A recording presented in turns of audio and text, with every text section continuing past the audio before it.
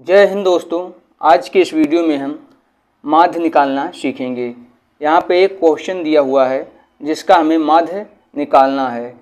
इस क्वेश्चन को सॉल्व करने से पहले सबसे पहले हम माध्य का फार्मूला को समझेंगे कि माध्य का फार्मूला क्या होता है और माध्य किसे कहते हैं।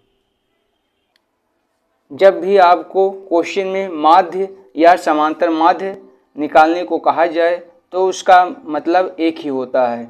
माध्य को इंग्लिश में हम मीन कहते हैं और समांतर माध्य को इंग्लिश में हम अर्थमेटिक मीन कहते हैं। माध्य बराबर होता है सिग्मा एफ एक्स बटे में सिग्मा एफ, जहाँ पे सिग्मा से तात्पर्य योग या जोड़ से होता है। माध्य को हम एक्स बार से भी प्रदर्शित करते हैं। यदि क्वेश्चन में माध्य ना लिखा हो, सिर्फ एक्स बार लिखा हो, तो वहाँ एक्स बार से तात्पर्य माध्य से ही है और स्मॉल एफ को बारंबारता से प्रदर्शित करते हैं, जहाँ पे स्मॉल एफ से तात्पर्य फ्रीक्वेंसी से है। चलिए अब हम क्वेश्चन को सॉल्व करते हैं। यहाँ पे क्वेश्चन दिया हुआ है, निम्न सारणी से समांतर माध्य ज्ञात कीजिए। इसमें वर्ग अंतराल दिया है 10 से 25, 25 से 40, 40 से 55, 55 से 70, 70 से 85 और 85 से 100 और इसकी बारंबारता लिखी हुई है 2, 3, 7, 6, 6, 6। हमें इसका माध्य निकालना है। सबसे पहले हम इसको एक टेबल बनाएंगे, उसमें वर्ग अंतराल लिखेंगे, उसके बाद बारंबारता जो दी हुई है उसको लिखेंगे।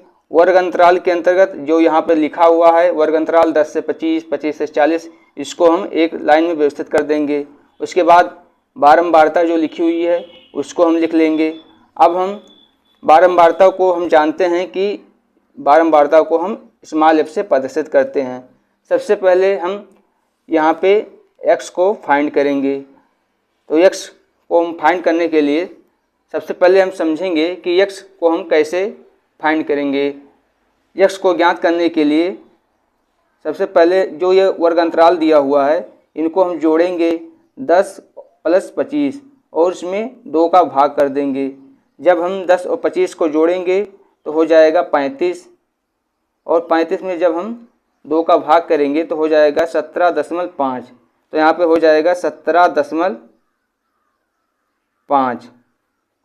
ठीक इसी प्रकार यहाँ पे x को फाइंड करने के लिए ये जो वर्ग अंतराल दिया हुआ है इसको हम जोड़ेंगे। जब हम 25 में 40 को जोड़ेंगे तो हो जाएगा 65 और 65 में जब हम 2 का भाग करेंगे तो हो जाएगा 32.5।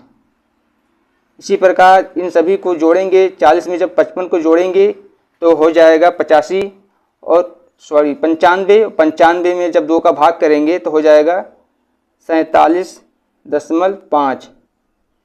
ठीक इसी प्रकार इन सभी को आपस में जोड़ेंगे और 2 का भाग लगाएंगे। या फिर हम देखते हैं कि यहाँ पे भी वर्ग अंतराल में डिफरेंस जो है वो 15 का है और 15 का यहाँ भी 15 का है। ठीक इसी प्रकार जब हम 50 में 50 + 70 को जोड़ेंगे उसके बाद इसमें 2 का भाग करेंगे।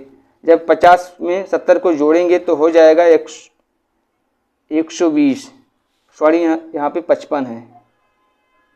जब 55 में 70 को जोड़ेंगे तो हो जाएगा 125 और जब 125 में हम 2 का भाग कराएंगे तो हो जाएगा 62.5। तो यहाँ पर हो जाएगा 62.5। ठीक इसी प्रकार जब 70 में 85 जोड़ेंगे और उसमें 2 का भाग कराएंगे तो हो जाएगा 77.5। ठीक इसी प्रकार जब हम 85 में 100 को जोड़ेंगे उसके बाद तो हो जाएगा 185 और 185 में जब हम 2 का भाग कराएंगे तो हो जाएगा 92.5। यहाँ पे हमको x फाइंड हो गया। अब हमें fx ज्ञात करना है। तो fx के लिए हम इस f का गुणा x में कराएंगे। तो यहाँ पे जो संख्या 2 लिखी हुई है इसका गुणा हम 17.5 में कराएंगे। ठीक इसी प्रकार 3 का गुणा 32.5 में कराएंगे। जब हम 2 का गुणा 17.5 में कराएंगे तो हो जाएगा 35। ठीक इसी प्रकार जब 3 का गुणा 32.5 में कराएंगे तो हो जाएगा 97.5।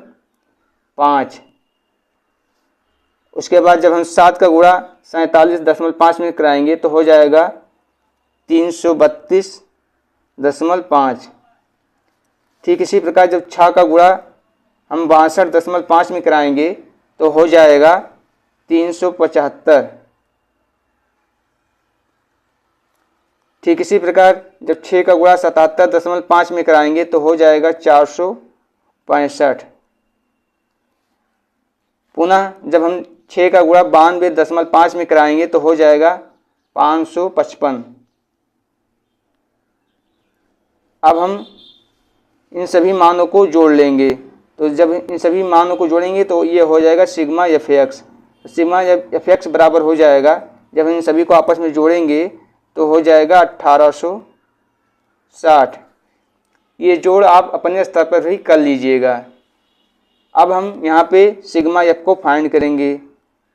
जब हम यहाँ पे सिग्मा एफ को फाइंड करेंगे, सिग्मा से तात्पर्य जोड़ से होता है, तो यहाँ पे जब हम इन सभी मानों को आपस में जोड़ेंगे तो हो जाएगा 30। हम जानते हैं कि माध्य का फार्मूला होता है माध्य बराबर होता है सिग्मा एफ एक्स बटे में सिग्मा एफ। तो यहाँ पे देखिए सिग्मा एफ एक्स का मान आया 1860। तो यहाँ पे हो जाएगा 1860 बटे में सिग्मा एफ का मान आया 30। जब हम 1860 में 30 का भाग करेंगे तो ये 0 से 0 कट जाएगा, 3 से बचेगा यहाँ पे देखिए 186 बटे में 3 का गुणा जब हम 6 बार करेंगे तो हो जाएगा 18, और 3 का गुणा जब हम 2 बार करेंगे तो हो जाएगा 62। तो समांतर माध्य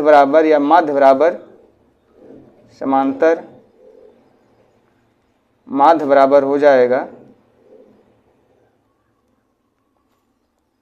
62, जो कि हमारे इस क्वेश्चन का आंसर होगा। ठीक इसी प्रकार आप कोई भी क्वेश्चन दिया हुआ हो और उसका वर्ग अंतराल और बारंबारता दी हुई हो तो आप इसी विधि से उसका माध्य या समांतर माध्य ज्ञात कर सकते हैं। किसी क्वेश्चन में यहाँ पे बारंबारता न लिख के विद्यार्थियों की संख्या लिखा हुआ हो तो वहाँ से आपको घबराना नहीं है, उसका तात्पर्य बारंबारता से ही है। इस प्रकार आप किन्हीं भी क्वेश्चनों को बहुत ही आसानी से सॉल्व कर सकते हैं। धन्यवाद।